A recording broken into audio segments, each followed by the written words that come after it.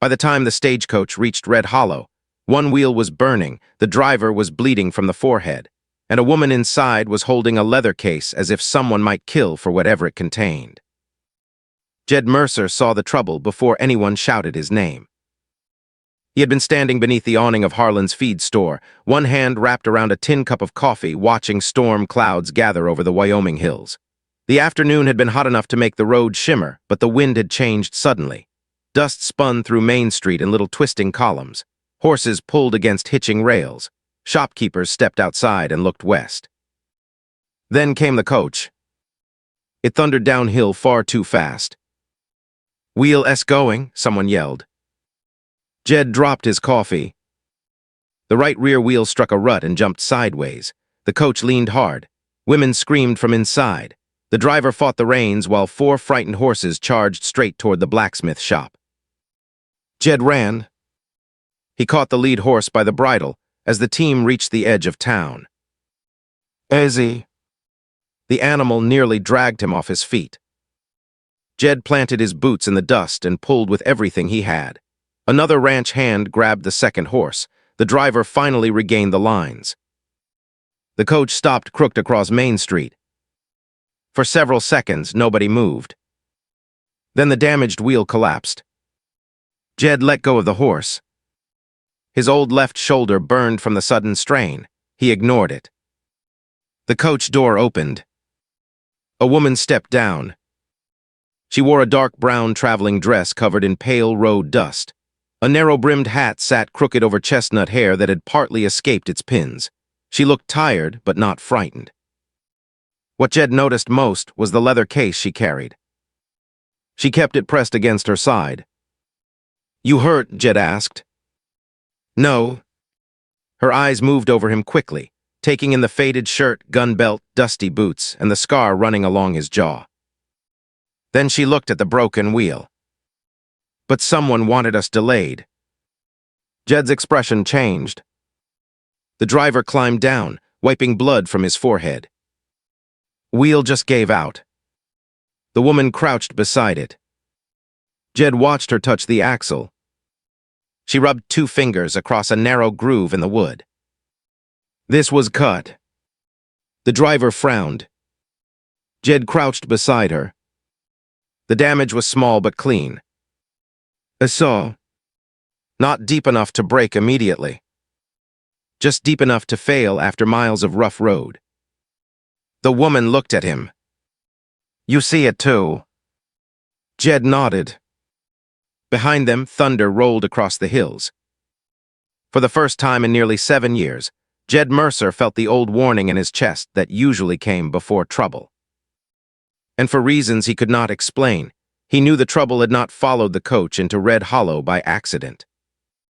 It had followed her. Her name was Abigail Hart. Jed learned that 20 minutes later, inside Sheriff Owen Maddox's office. The building smelled of wet leather, coffee grounds, and old paper. Rain had begun tapping against the windows while Owen stood behind his desk, reading a letter Abigail had handed him.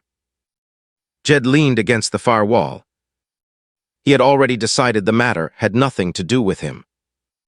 He was wrong. Owen finished reading and looked up. "You were sent by the Territorial Bank." Abigail nodded. "To inspect the Blackstone Creek branch before it opens." "And what's in the case?" "Records." "What kind?" "The kind someone has already tried to keep from reaching Blackstone Creek." Owen looked toward Jed. Jed shook his head immediately. "No. I didn't ask anything yet." "You were going to." Owen folded the letter. Abigail watched them both. The sheriff sighed. "Blackstone Creek is 2 days north if the weather holds, 3 if Miller Pass floods." Jed pushed away from the wall.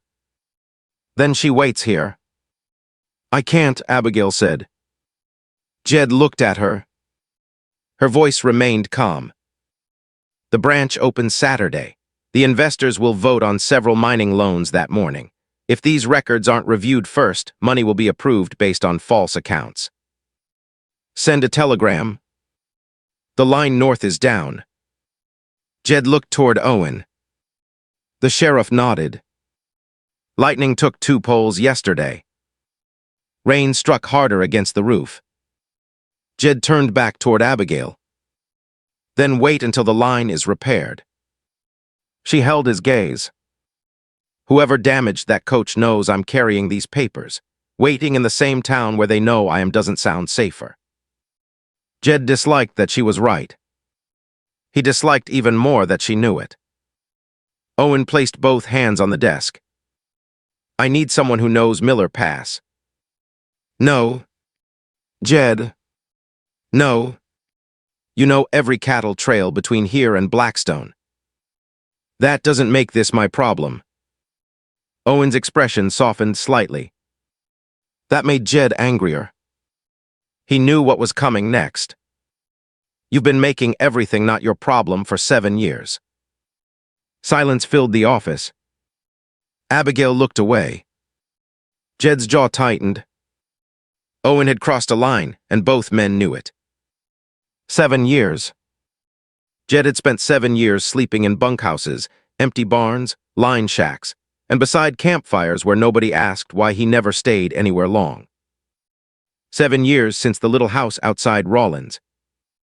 7 years since he had returned from driving cattle south and found the shutters closed. 7 years since a doctor had removed his hat before speaking. His wife, Emily, had died from a winter fever. Their baby had lived less than 1 day. Jed had buried them beneath the cottonwood behind the house. Then he sold the land. After that, staying anywhere began to feel dangerous.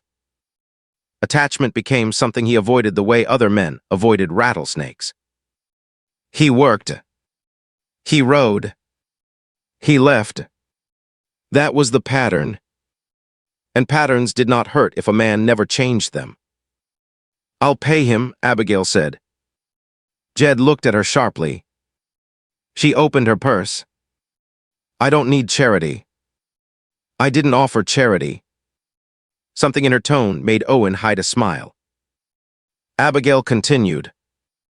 I need a guide. You apparently need a reason to say yes. Jed stared at her. She stared back. No fear.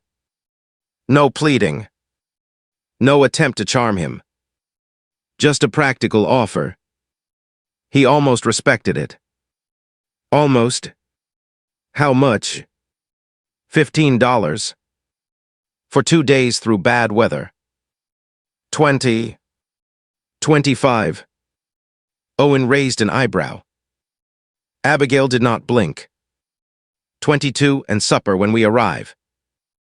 Jed considered her for a moment. Then he reached for his hat.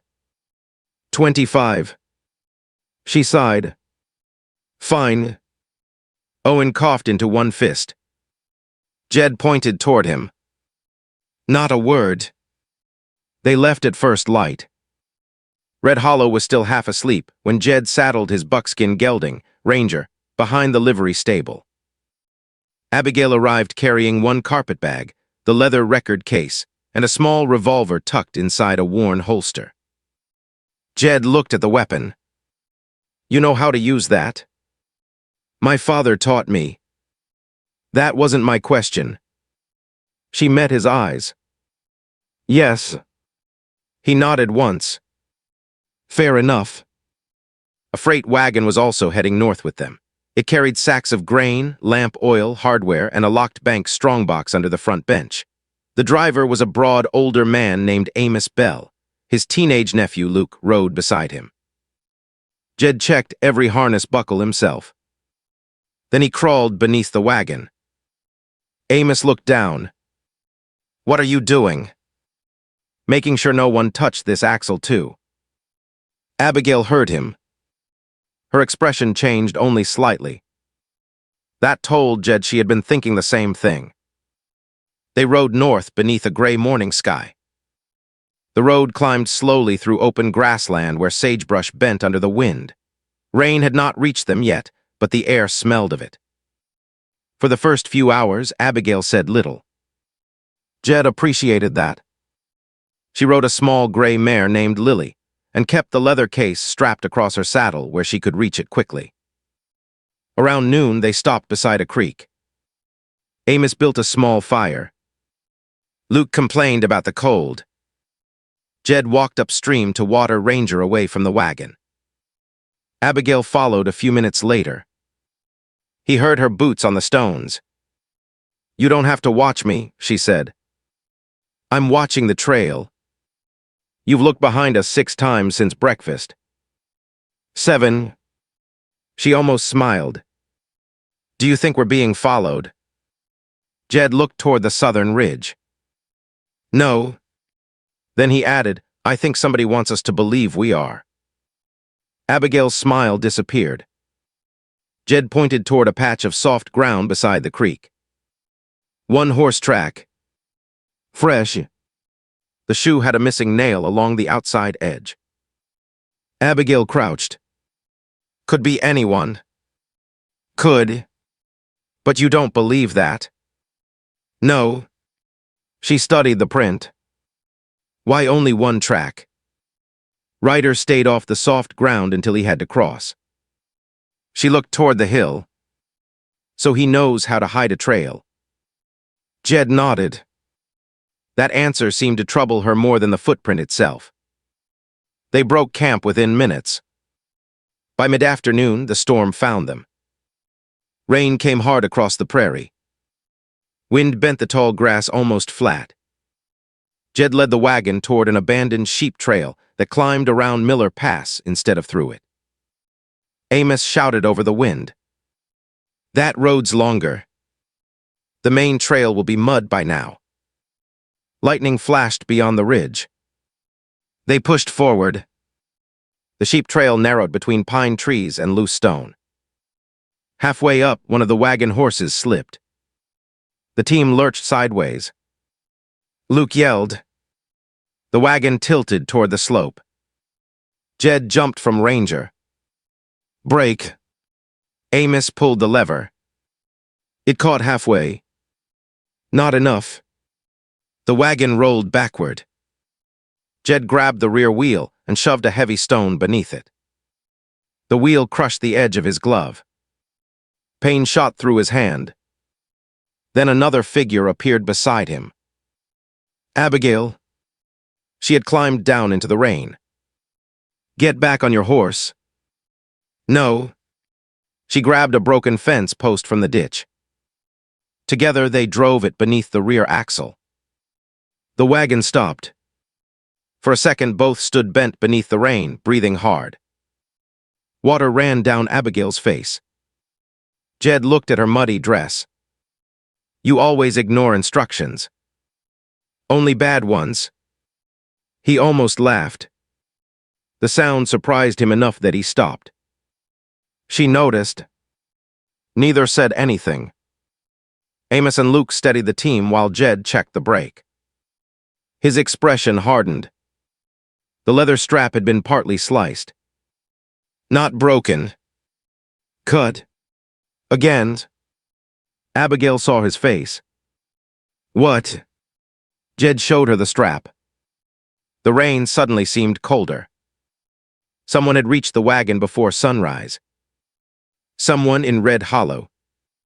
Someone who knew exactly what to damage without being noticed. Jed glanced back down the mountain. Nothing moved between the trees. Still, he felt watched. They reached shelter after dark. It was an old line cabin beside a stand of pines, no larger than a smokehouse, but the roof held and the fireplace still drew air. Amos and Luke stayed in the lean-to with the horses. Jed lit the fire. Abigail sat near the hearth, rubbing warmth into her fingers. Her hands trembled. She tried to hide it. Jed pretended not to notice. He removed his coat and held it out. "I'm fine." "Didn't ask." She looked at him, then took it. The coat nearly swallowed her shoulders. Jed sat against the wall. For a while, neither spoke. Rain beat against the roof. The fire cracked softly. Abigail finally opened the leather case. Jed glanced over. Inside were bank ledgers, receipts, folded contracts, and several sealed letters. You carry all that through a storm. I was told one page in these records might expose a lie. One page. Maybe more. She picked up a receipt. My brother worked at Blackstone Creek last winter. He wrote to me before he disappeared. Jed looked up. Disappeared? Her eyes stayed on the paper. He said miners were being charged debts they never agreed to. He said wages were being removed before payment. Did he name anyone? No. She reached into the case and took out a folded letter. He wrote this 2 weeks before no one heard from him again. Jed's attention sharpened. Until then, he had believed this was about money. Now it was about a missing man. Abigail folded the letter carefully. The bank believes he left town. You don't? No. Her voice was quiet. Jed understood that kind of certainty. It was the certainty of someone who had already spent too many nights imagining the worst. He looked toward the fire. Why didn't you tell the sheriff? I told 3 men before him. And they told me grief can make a woman imagine things. Jed's jaw tightened. He hated that answer. Abigail looked at him. I'm not imagining the coach wheel. I'm not imagining the brake strap. No. I'm not imagining that rider. No. Her shoulders lowered slightly. It was not relief exactly. More like the tired comfort of finally being believed. A long silence followed. Then Abigail asked, "What made you leave everything?" Jed went still. She seemed to realize she had crossed too far. You don't have to answer. He did not. Minutes passed. The fire burned lower. Abigail shifted closer to the warmth.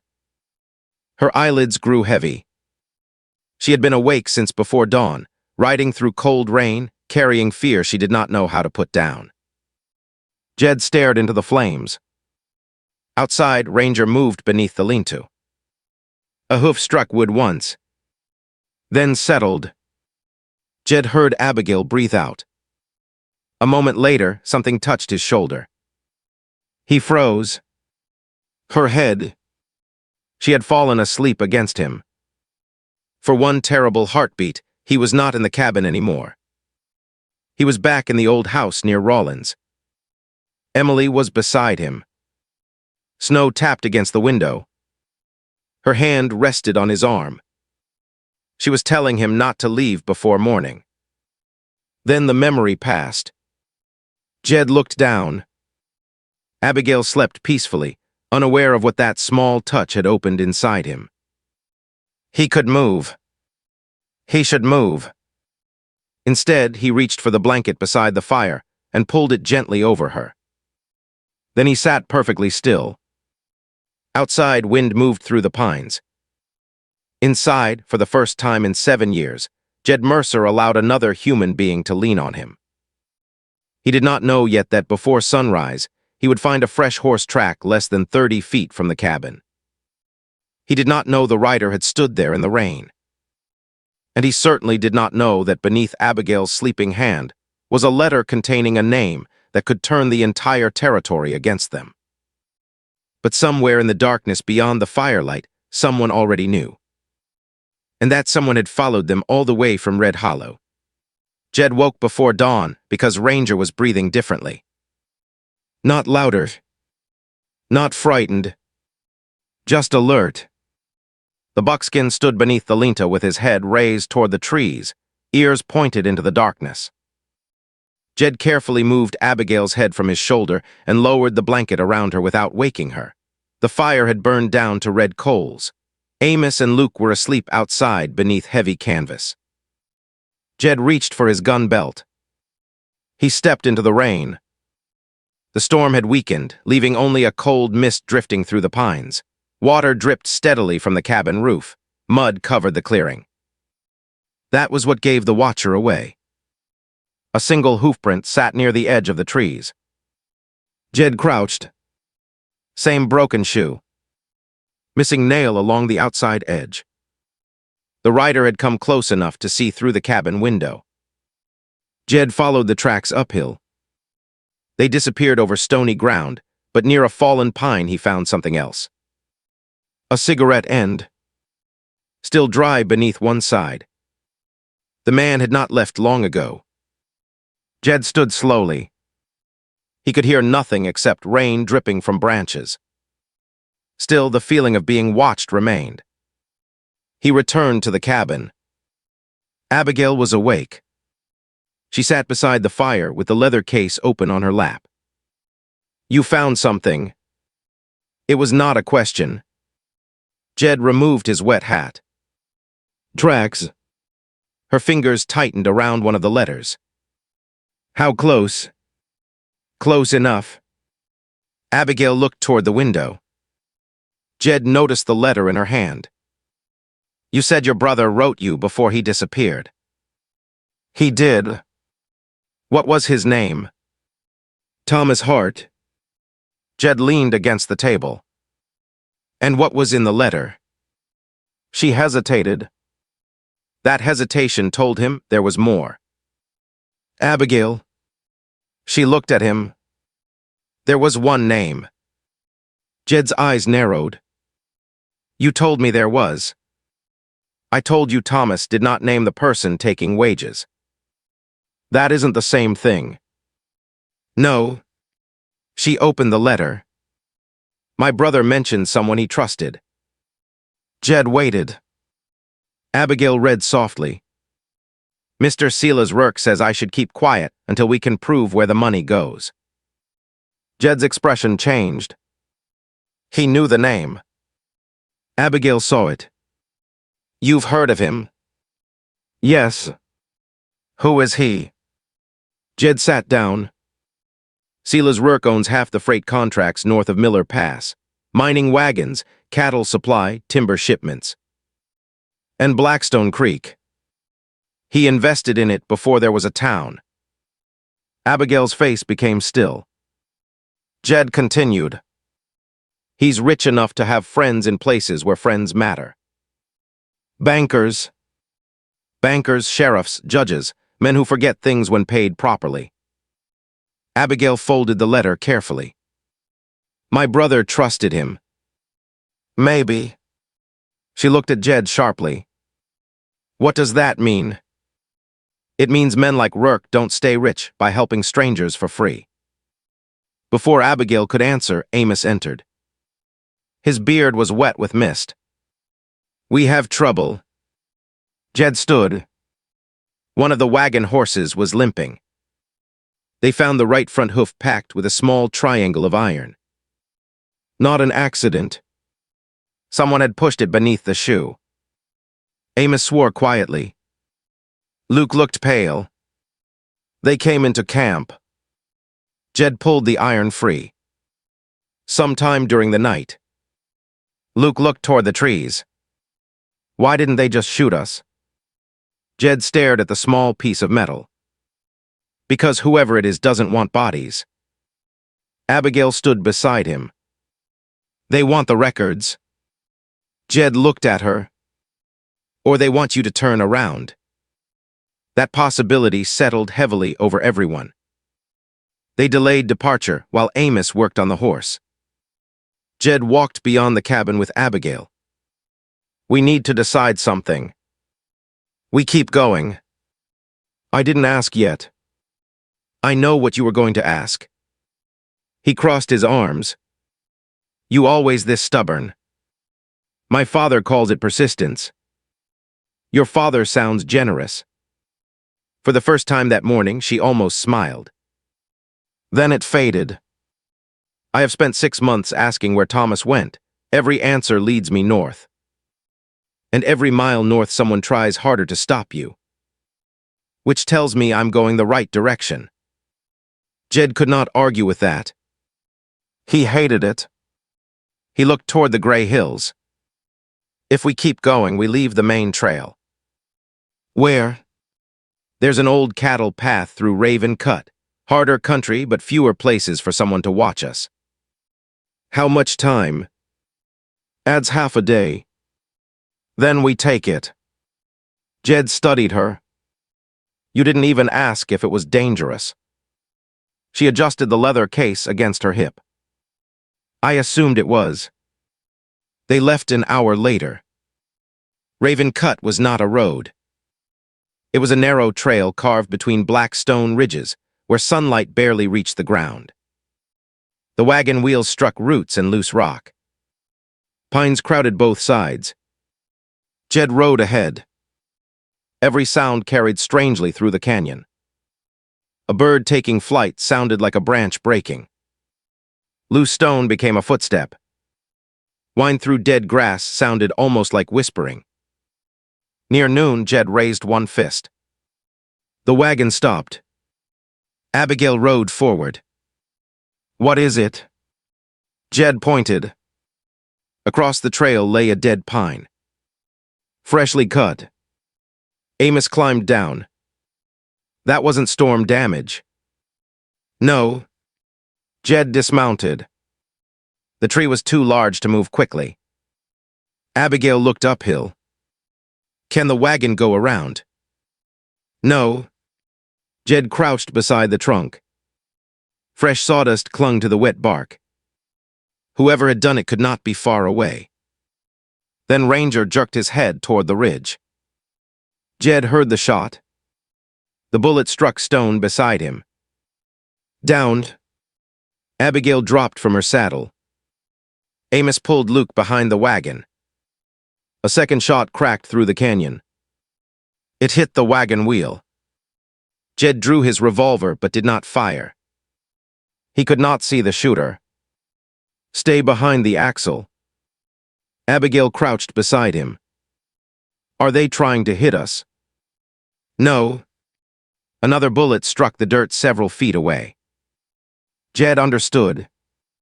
They're driving us back. A voice called from the ridge. Leave the case and ride south. Abigail's face went pale. Jed looked toward the sound. Show yourself. No answer.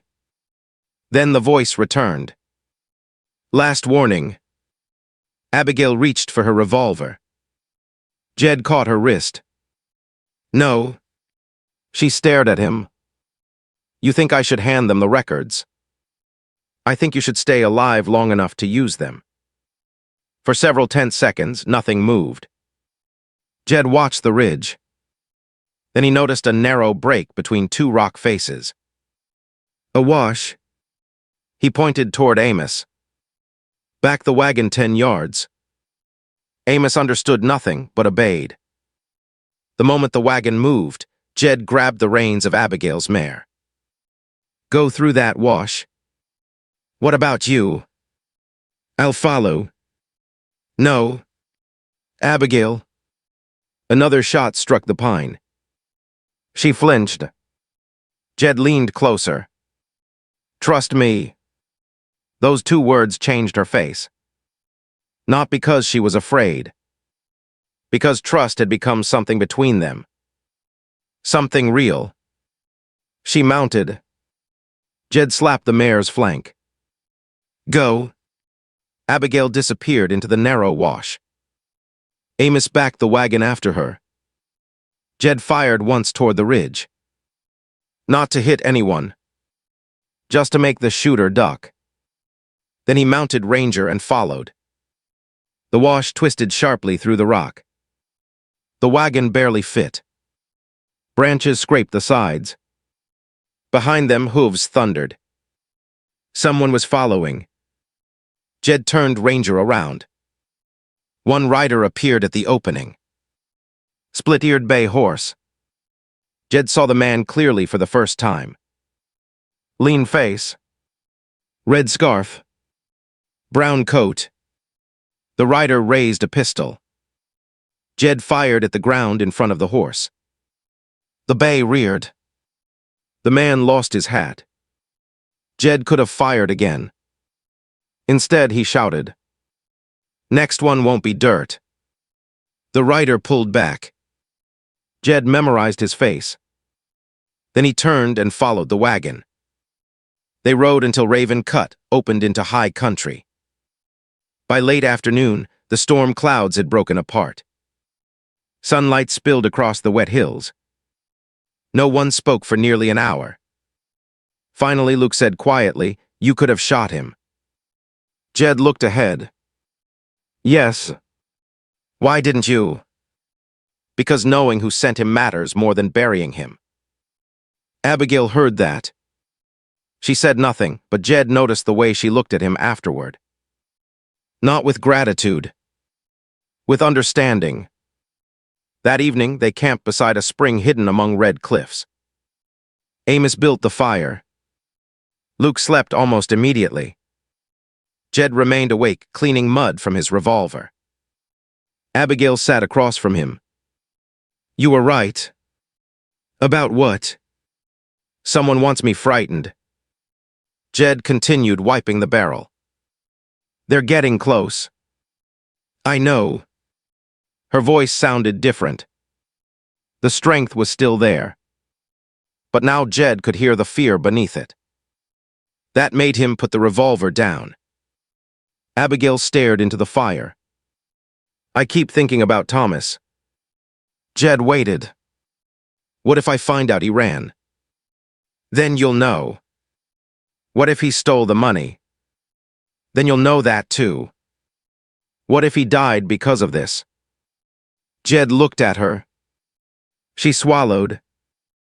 "I have spent months believing the truth would make everything easier." "It usually doesn't." She gave him a tired look. "That is not comforting." "I wasn't trying to comfort you." "I noticed." He nearly smiled. Then she said quietly, "You always tell the truth like it's a fence post." "What does that mean?"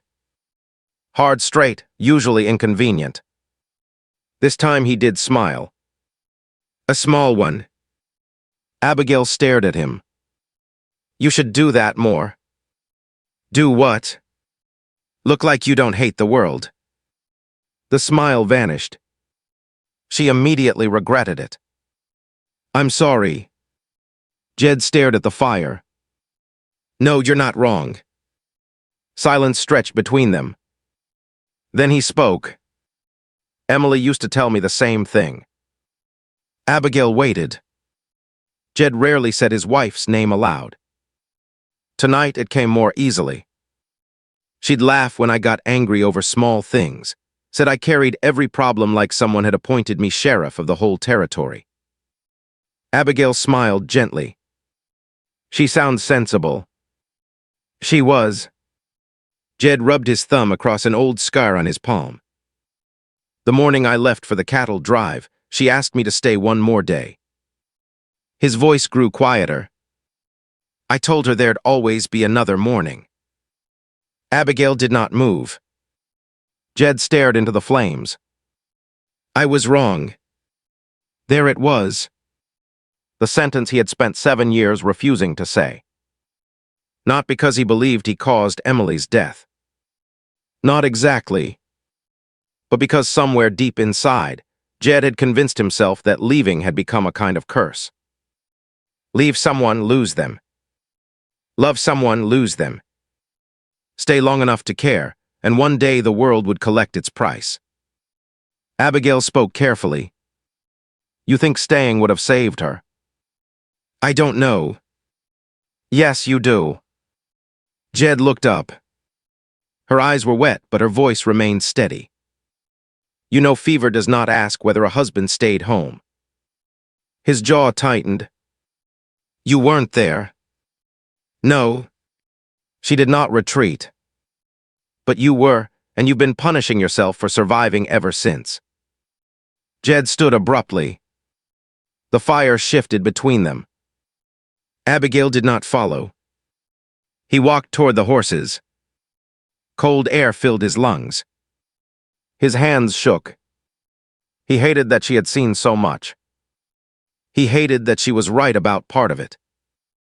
Behind him, Abigail remained beside the fire. She did not apologize again. She did not chase him. And that restraint was what finally made Jed return. He sat down across from her several minutes later. Neither mentioned the conversation. Abigail reached into her case. "There's something else." She unfolded a bank sheet. "I checked these numbers again." Jed leaned closer. "There are payments marked to Blackstone miners who were already gone by the dates listed." "How many?" 11. She tapped another column. "And every payment was authorized through one freight office." Jed looked at the signature. S. Rourke. Abigail's face tightened. "My brother trusted him. Maybe that was Thomas's mistake." She stared at the page. "No." Jed waited. Thomas was careful. He trusted almost no one. "Then why Rourke?" Abigail opened her brother's letter again. Her eyes moved across the lines. Then stopped. "What?" Jed asked. She turned the page toward him. Near the bottom, beneath the main writing, was a faint pencil mark. 2 words. "Morrow House." Jed frowned. "That mean anything to you?" "No." Amos looked over from the fire. "It means something to me." Both turned. The old driver sat very still. Morrow House was a boarding place outside Blackstone Creek. "Was?" Abigail asked. "Burned last winter." Jed watched Amos carefully. "Went?" Amos swallowed. "About the same time your brother disappeared." The fire cracked. Abigail's face lost its color. "Were people inside?" Amos looked away. "One body was found." Abigail stopped breathing for a second. Jed stood. "Was it identified?" "No." Amos rubbed both hands over his knees. "The fire took too much." Abigail closed her eyes. Jed moved toward her, then stopped. He did not know whether she wanted comfort. For once, he asked, "Do you want me to stay here?" She opened her eyes. "Yes." "Just that?" "Yes." Jed sat beside her. Not touching. Not speaking. Simply there. And if you've ever had to keep searching for an answer even when you feared what it might cost, stay with Abigail and Jed. The hardest truth on this trail had not reached them yet. Morning came clear and cold. The final road toward Blackstone Creek followed a ridge overlooking miles of pine forest. By noon, smoke from the mining town appeared ahead. Abigail rode beside Jed. Neither mentioned the night before. Then they reached a fork in the trail. Jed suddenly stopped. A horse stood tied beneath a cottonwood. Split-eared bay. No rider. Jed dismounted. He approached carefully. The saddle was empty. One stirrup carried dried mud. Inside the saddlebag he found bread, cartridges, a red scarf, and a folded paper. Abigail came closer. "What is it?" Jed opened the paper. It was not a letter. It was a bank receipt. The amount listed was $400. The payer's name was Silas Rourke. The recipient's name made Abigail grip Jed's arm. Thomas Hart. Her brother. Dated 3 weeks after the day he supposedly disappeared. Abigail stared at it. "No." Jed read it again. The date was unmistakable. Her voice broke. "That's impossible." Before Jed could answer, a branch snapped above them. He turned. A man stood on the ridge with a rifle. The same rider from Raven Cut. Only now his rifle was not pointed at Jed. It was pointed at Abigail. And this time he was not trying to frighten them. Jed saw the rifle move before Abigail did. He grabbed her around the waist and pulled her behind the cottonwood. The shot cracked across the ridge. Bark exploded beside them. The split-eared bay jerked against its reins. Jed drew his revolver and fired once toward the rocks above. The rifleman dropped behind cover. "Stay down," Jed said. Abigail pressed herself against the tree, breathing hard. "You said he wanted the records." "He changed his mind." Another shot struck the ground near Jed's boot. He looked toward the wagon trail behind them. Amos and Luke were still several hundred yards back. Too far to help. The rifleman shifted higher on the ridge. Jed caught the movement. He fired again. The man disappeared. Then Jed heard hooves. Not above them. Behind. The rider had another horse hidden on the far side of the ridge. Within seconds, the sound faded north. Jed started after him. Abigail caught his sleeve. "No." He turned sharply. "He just tried to kill you. And he wants you angry enough to chase him." Jed stared at her. She pointed toward the receipt still lying beside the saddlebag. "This is what he left us to find." Jed looked at the paper. $400. Sela's Rourke to Thomas Hart. Dated 3 weeks after Thomas had supposedly disappeared. A perfect piece of evidence. Too perfect. Jed picked it up. "You think it's false?" "I think someone wanted me to see it." She took the receipt and held it toward the light. Her hand still trembled, but her eyes were steady now. "The paper is wrong." Jed frowned. "How?" "The bank changed its receipt stock in February." She pointed to a thin, printed border near the edge. "This style was used before that." She turned the page. "And this payment is dated March." Jed looked toward the empty ridge. "So Rourke wants us to believe your brother was paid. Or someone wants us to believe Rourke paid him." That distinction mattered. Jed felt it immediately. The danger was no longer simple. Someone was not only hiding the truth. Someone was arranging false truths around them. Amos and Luke finally reached the cottonwood. Amos jumped down. "What happened?" Jed handed him the receipt. "Bait." Amos read it. His face became uneasy. Abigail noticed. "You know something." The old driver hesitated. Jed's voice hardened. Now would be a fine time to say it. Amos looked toward Blackstone Creek. "I hauled freight for Rourke 2 winters ago." Abigail waited. "One night he had me deliver 3 locked crates to Morrow House." "What was inside?" "I wasn't told." "What happened after?" Amos swallowed. "Thomas Hart was there." Abigail's face changed. "You saw my brother." "Yes." "Why didn't you tell me?" "Because until last night, I didn't know that was your brother." Abigail stepped closer. "What was he doing there?" "He was arguing with someone." "Who?" Amos looked ashamed.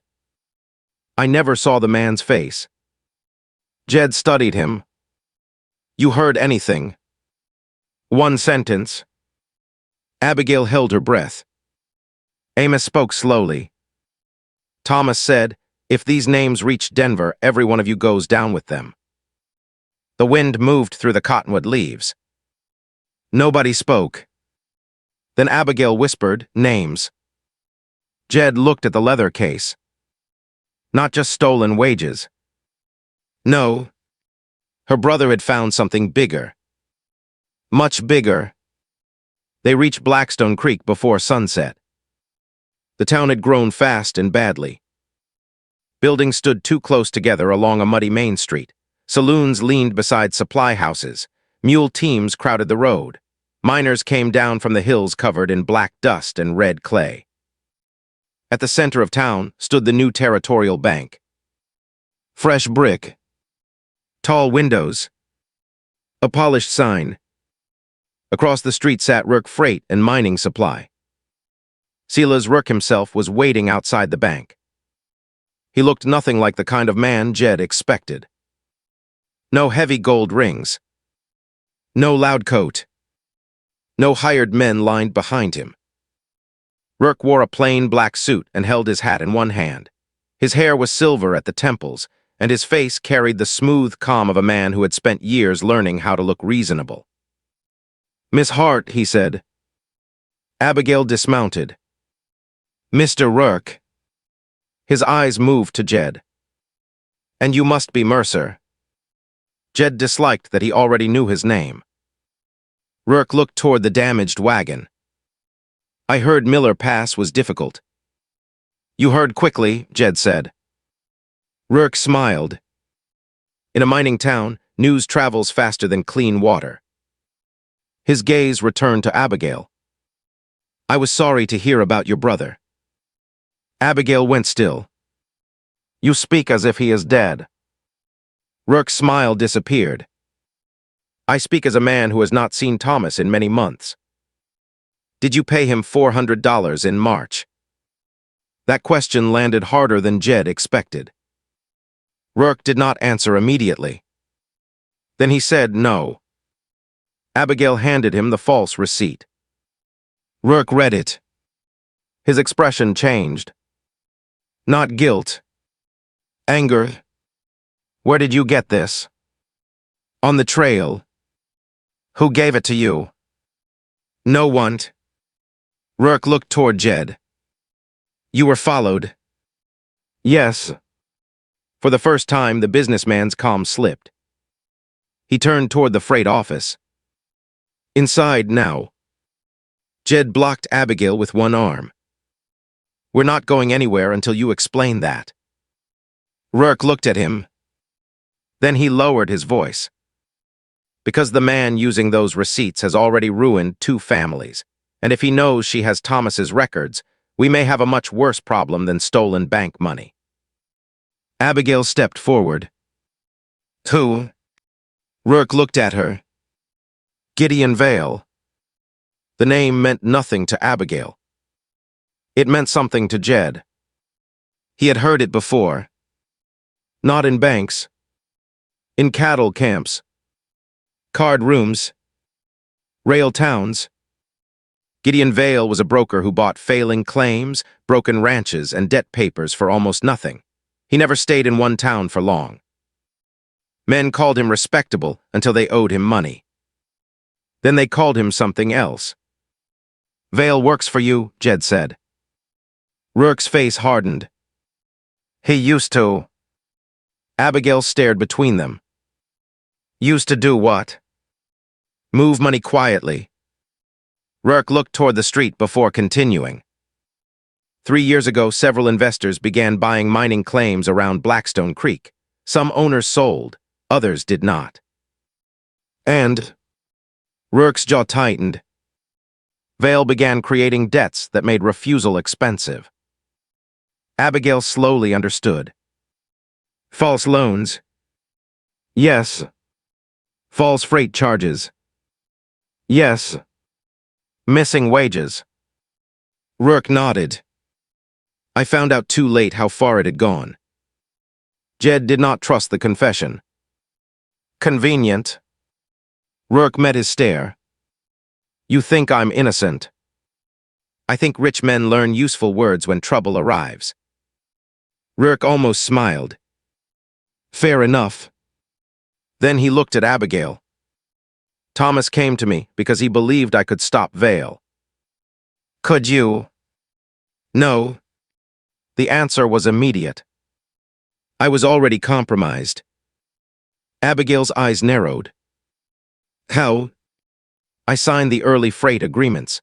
I gave Vale access to accounts. I looked away when numbers didn't match because profits were good. There it was. Not innocence. Cowardice. Greed. Something more believable. Rourke's voice lowered. Your brother discovered a list connecting false debts to land transfers. Abigail gripped the leather case. Where is the list? I thought Thomas had it. He sent me nothing like that. Rourke looked toward the case. Then he hid it. Jed watched him carefully. What happened at Morrow House? Rourke's face changed again. Thomas confronted Vale there. And the fire? I arrived after it started. Abigail took one step closer. Was my brother inside? I don't know. Her eyes flashed. That is not good enough. No. Rourke did not defend himself. It is. For several seconds, Abigail looked as if she might strike him. Instead, she turned away. Jed saw the pain in her face. Hope had been cruel enough. Now uncertainty was worse.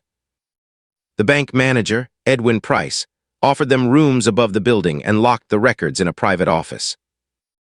Abigail refused to surrender the case. She kept it beside her chair. That night, she worked beneath 2 lamps while Jed sat near the door. Rourke's warning had changed everything. They no longer knew whose evidence could be trusted. Abigail compared old contracts, freight receipts, payroll lists, and Thomas's letters. Hours passed. Then she stopped. Jed. He looked up. She placed 3 papers side by side. What? These land claims. He crossed the room. Each was transferred after a missed payment.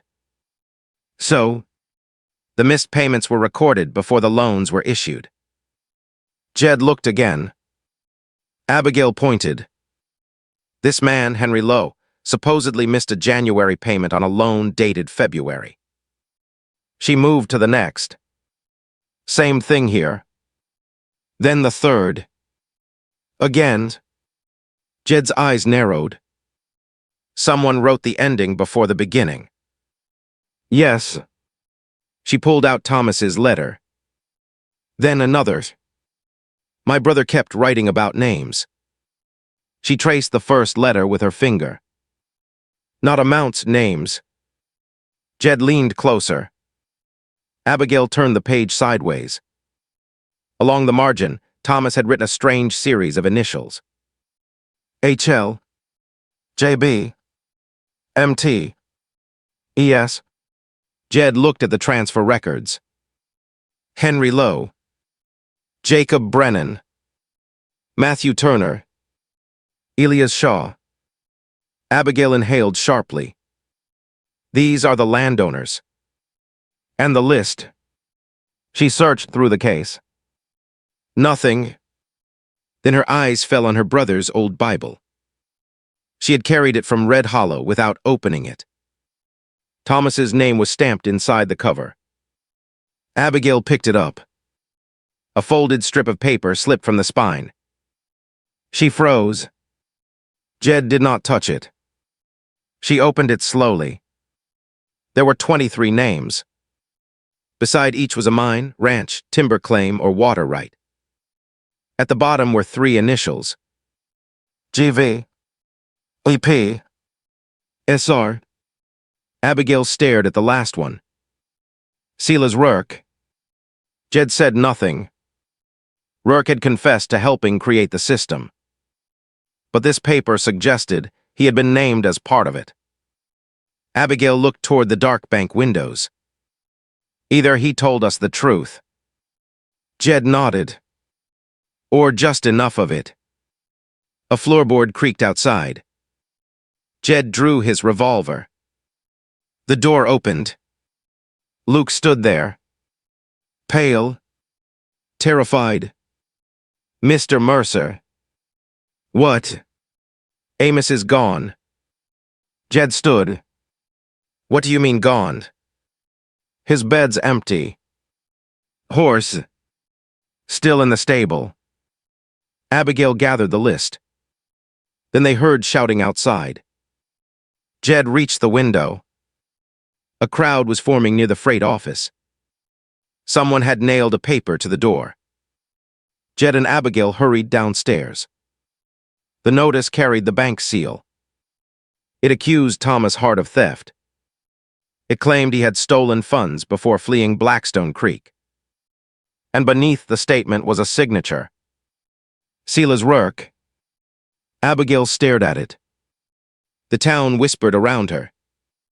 Then another voice came from behind the crowd. I wouldn't believe that paper. People turned. Amos stepped from the darkness. His coat was torn. Blood marked one side of his forehead. Luke ran toward him. Jed caught Amos before he fell. What happened? The old driver struggled to speak. I remembered where Thomas hid something. Abigail dropped beside him. What? Morrow House. Amos reached inside his coat. He pulled out a small iron key blackened by fire. Then he looked directly at Abigail. Your brother wasn't the body they found. Her face went white. Amos gripped her wrist. I saw Thomas alive after the fire. The street seemed to disappear around them. Abigail could barely speak. Went. 3 days later. Where? North Road. Why didn't you tell anyone? Because he made me swear. Jed leaned closer.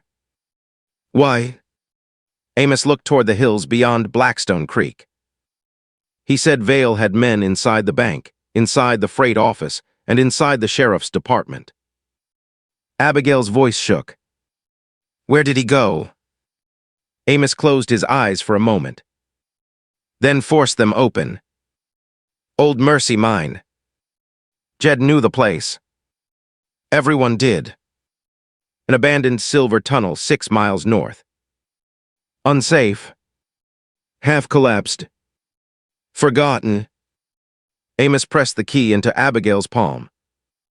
He said if anything happened, you'd know what it opened.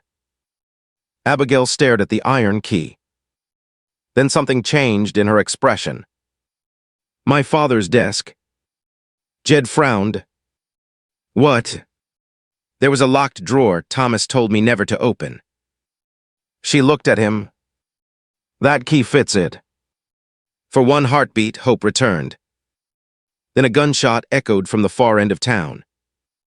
People screamed and scattered. Jed pulled Abigail behind a water trough. A rider tore down Main Street. Red scarf. Split-eared bay. Gideon Vale's man. He threw something onto the road before disappearing into darkness. Jed approached carefully. It was a small cloth bag. Inside was Thomas Hart's pocket watch. Abigail recognized it instantly. Beneath it lay a folded note. Jed opened it. 4 words were written across the page. Bring the list alone. Abigail stared at the message. Then toward the Black Hills, where Mercy Mine waited beyond town. Jed already knew what she was thinking. No. She looked at him. He may be alive. It's a trap. I know. Then we don't walk into it. What if Thomas is there? Jed stepped closer. What if they're counting on you asking exactly that? Her eyes filled, but she did not look away. He is my brother. And you think that means you have to die proving it? I think it means I cannot ride away. Those words struck him harder than she intended. Ride away. It was what Jed always did. When fear became too strong, he left before fear could become grief. But Abigail stood before him holding a dead man's watch, a burned key, and a list that powerful men had already tried to bury. She was afraid. And still she stayed. Jed looked toward Mercy Mine. Then back at her. All right. She frowned. All right. We go. You just said. We go smart. He looked at Amos. You know another way into that mine. Amos slowly nodded. Old ventilation cut on the east ridge. Jed checked his revolver. Good. Abigail studied him. You don't have to do this.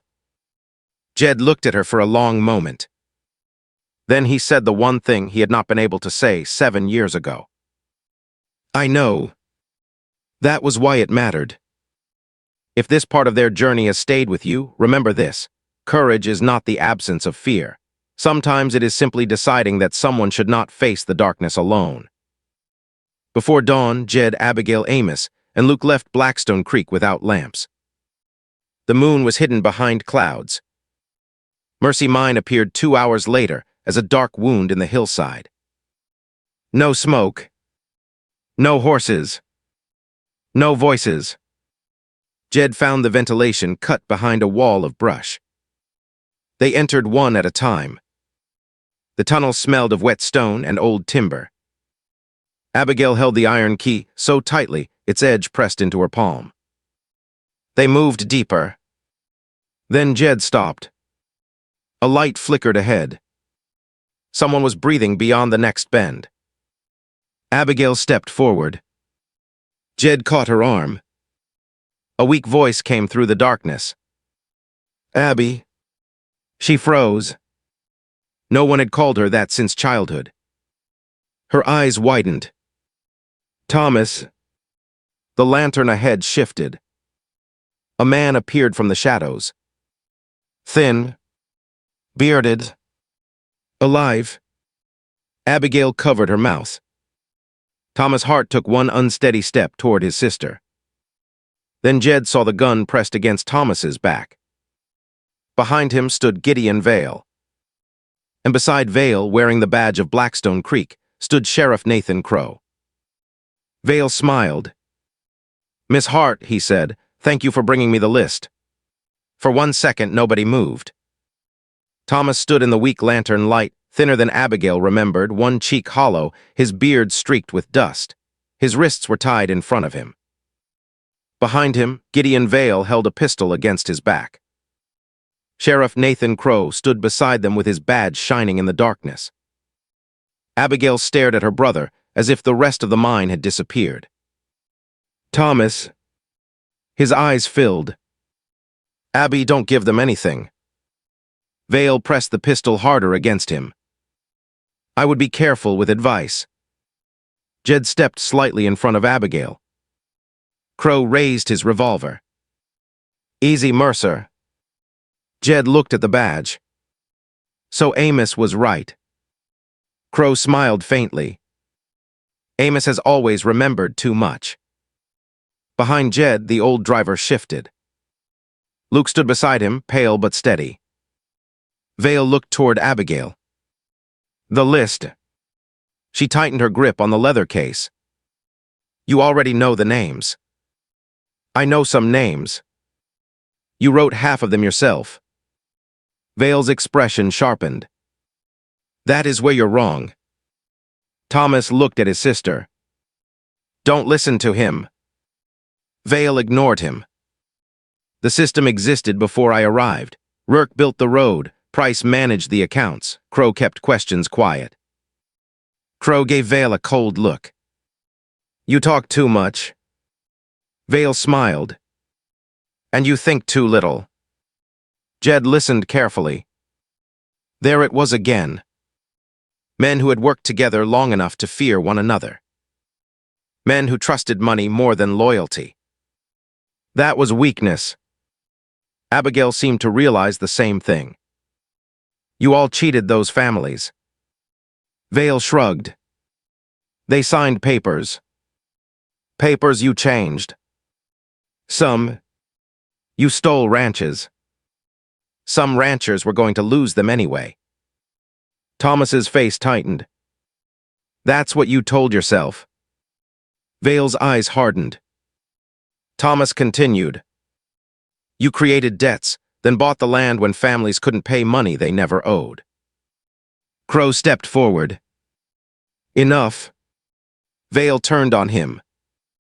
No, let him speak. He's been hiding in a hole for months. He should enjoy the sound of his own voice. Abigail stared at Thomas. Why were you hiding? Thomas swallowed. Because I saw Crow kill the investigation.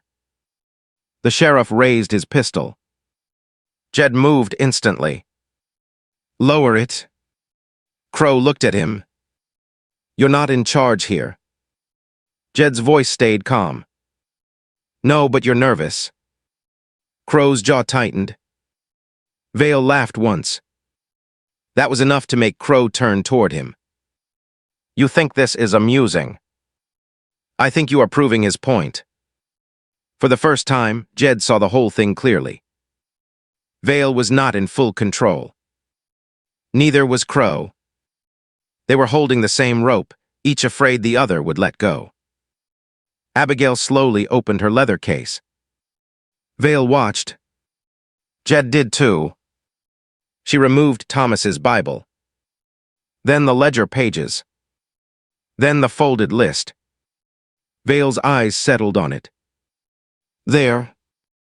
Abigail held the paper in both hands. You want this? Yes. Let Thomas go. Vale smiled.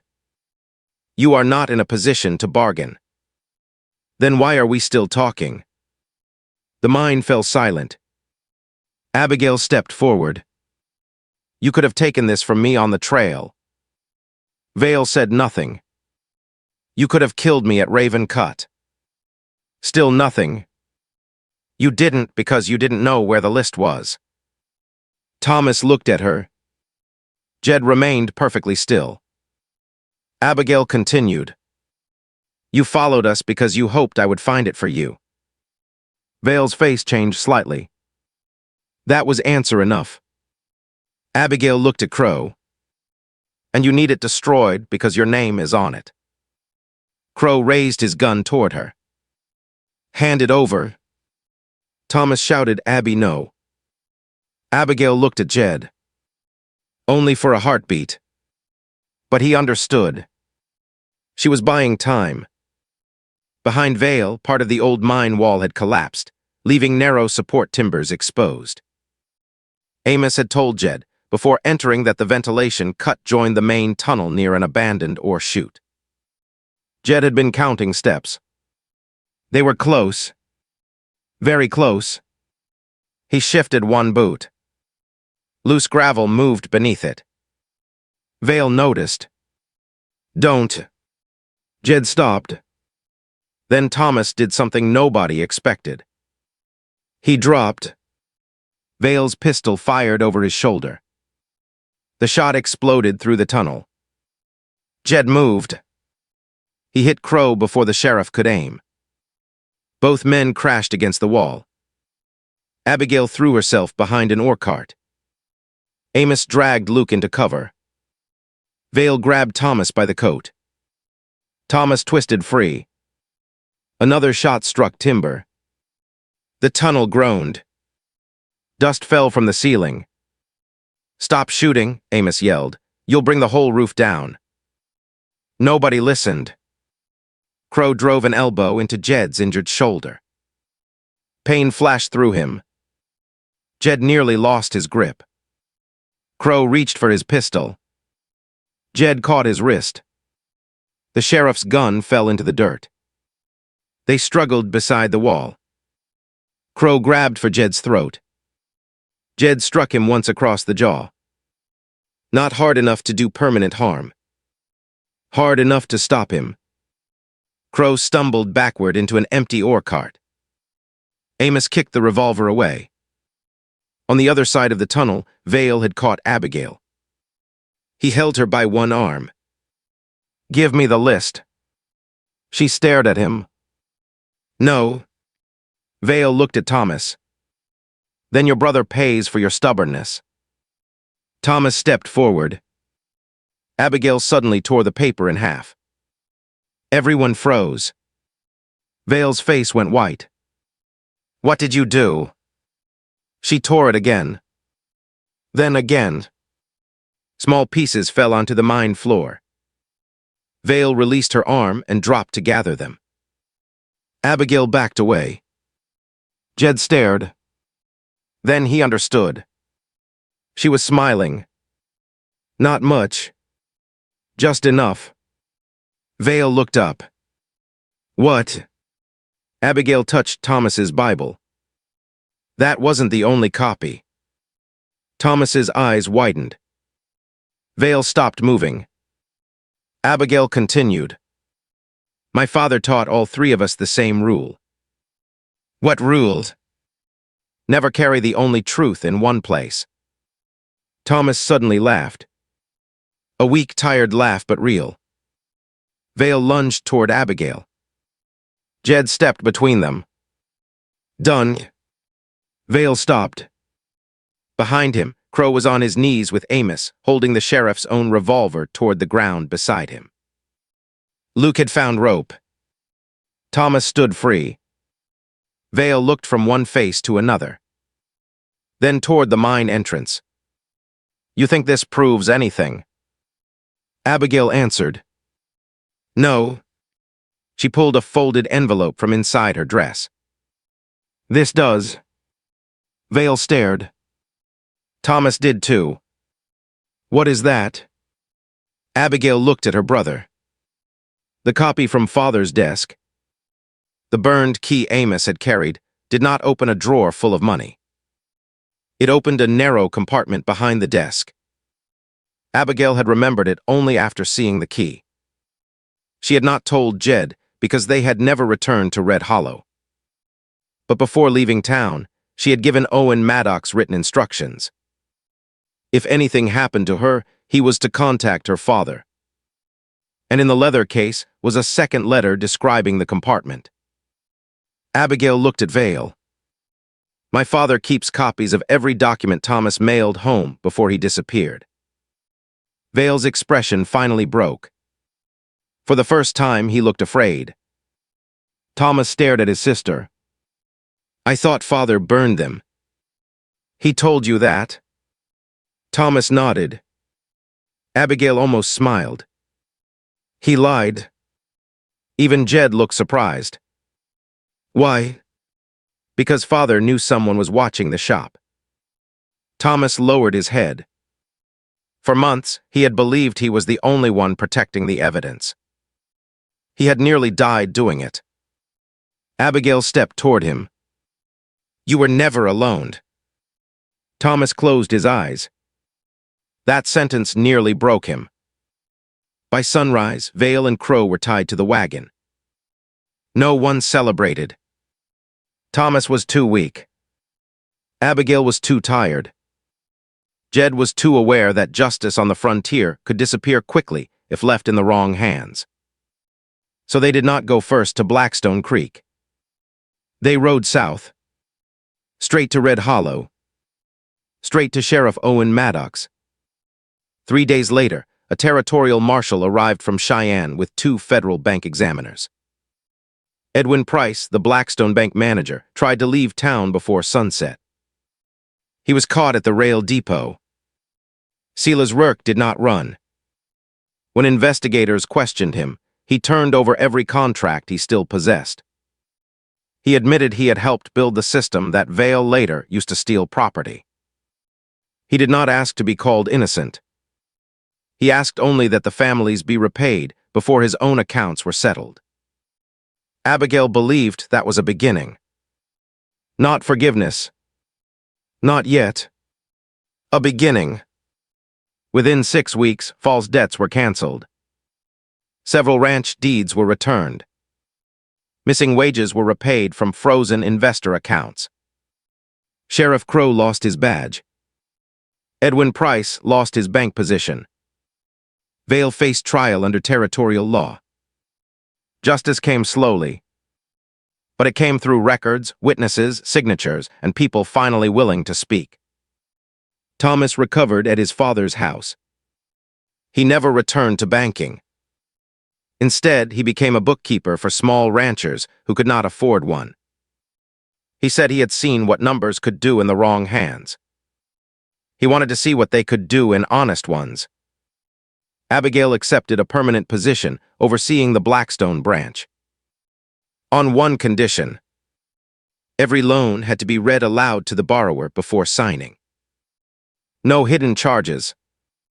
No blank lines. No private changes after dark. The board agreed, mostly because they had learned not to argue with Abigail Hart when she had the truth in front of her. Jed stayed through the investigation, then through Thomas's recovery, then through the first week of the bank reopening, then another. His saddlebag remained packed in the boarding house. Every morning, he told himself he might leave tomorrow. Every evening, Ranger remained in the same stall. One Sunday afternoon, Abigail found him repairing a fence outside her father's house. She leaned against the post. "You know that fence belongs to my father." Jed kept working. Looked crooked. "It has looked crooked for 11 years. Then I arrived at the right time." She smiled. He drove another nail.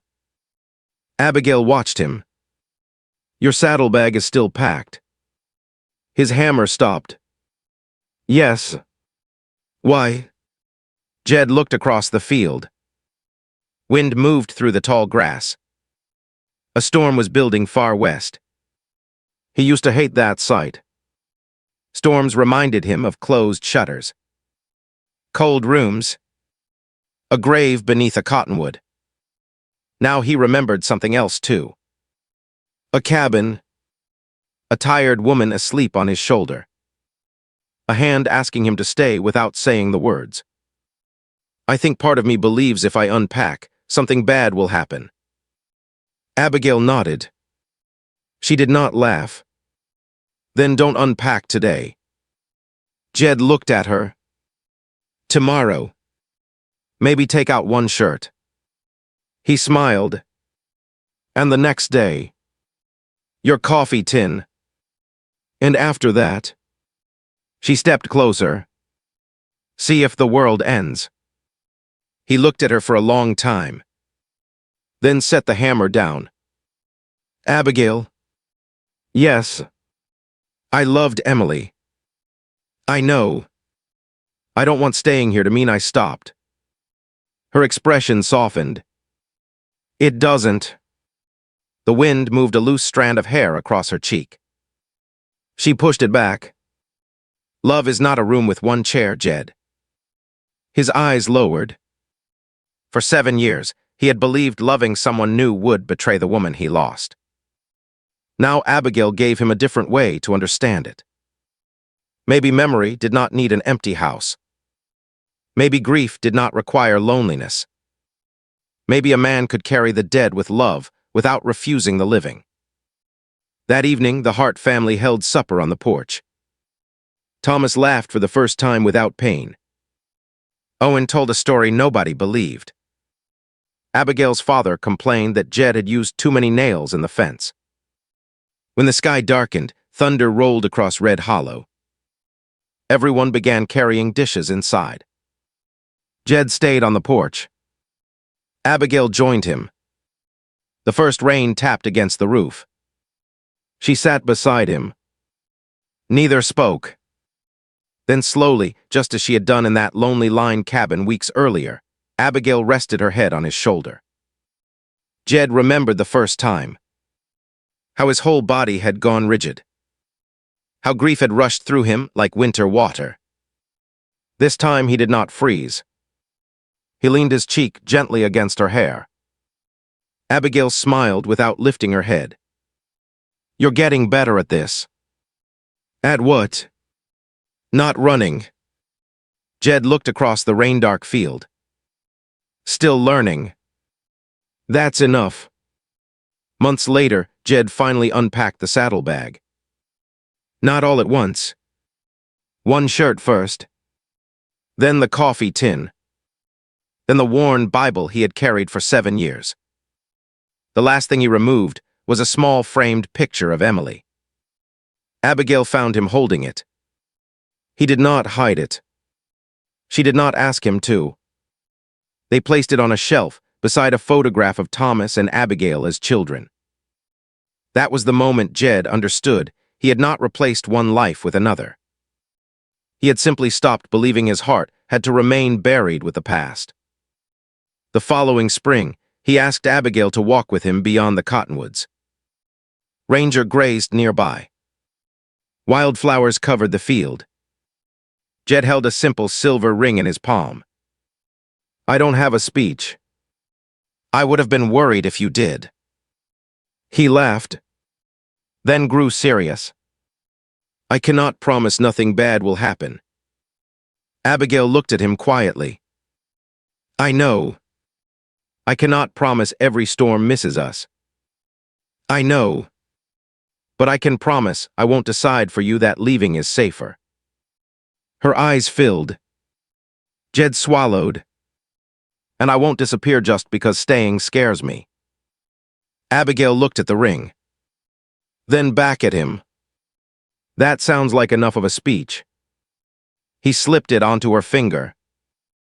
Years later, people in Red Hollow still remembered the veil scandal. They remembered the missing wages, the false loans, the sheriff who lost his badge, the woman who carried proof through a storm. But Abigail remembered something smaller. A lonely cowboy sitting beside a dying fire. A man who believed his heart had already lived its final good year. A shoulder she rested on because she was too tired to stay awake. And Jed remembered that too. Because sometimes the moment that changes a life does not arrive like thunder. Sometimes it weighs almost nothing. A tired head against a shoulder. A hand left resting on a table. A person choosing to stay after years of leaving. And sometimes healing is not forgetting the pain behind you. It is realizing the road ahead no longer has to be traveled alone. If Jed and Abigail's journey meant something to you, share in the comments what you believe takes more courage, opening your heart again or staying when fear tells you to leave. And subscribe for more emotional Wild West stories about second chances, quiet courage, frontier justice, and the people who discover that home is sometimes not a place at all. Sometimes it is the person who finally gives you a reason to stop riding away.